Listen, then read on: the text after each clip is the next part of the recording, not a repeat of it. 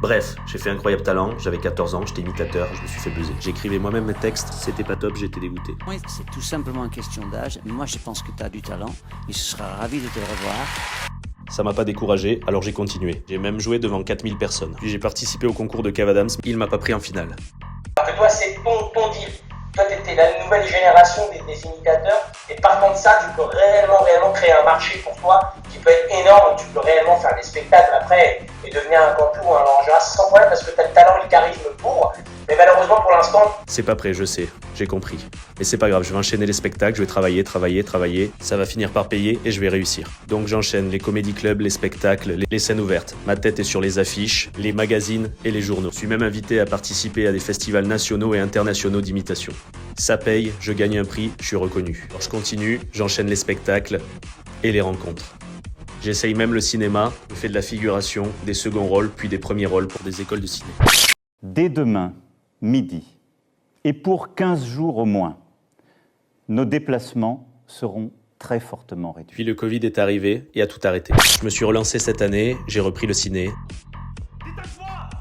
J'ai interprété plein de rôles qui n'ont rien à voir les uns avec les autres. Je me suis marié, j'ai préparé l'assassinat d'un ultra riche, j'ai remporté l'émission Sur la sellette et interprété le rôle d'un gendarme pas très futé. En seulement 6 mois, j'ai joué dans 14 films, dans des comédies, des drames. J'ai joué un soldat qui colonise une planète, un avocat, un mec drogué ou encore un pickpocket. Même fait rire les Chevaliers du Fiel sur Sud Radio. Culture générale, voilà. Ah, mais oui, Lui, il va se balader là. alors moi, La capitale du Burundi. Après, j'aurais peut-être pas dû le dire. Bon, monsieur le professeur de géographie. Alors moi, je suis plus historien que géographe. Et pour finir, j'ai retrouvé la scène. Pas en tant qu'imitateur, mais en tant qu'humoriste. Le week-end dernier, je suis allé chez mes parents. Et mes parents, c'est des boomers. Et comme tous les boomers, ils sont un petit peu largués niveau technologie.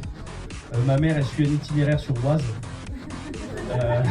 Elle répond aux messages sur WhatsApp. Et elle revend ses fringues sur Wanted. Vinted. Ouais, t'as allé le chercher loin celui-là.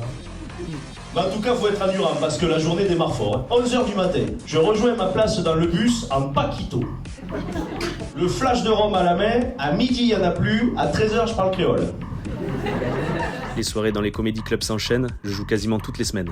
Bref, j'ai repris la scène.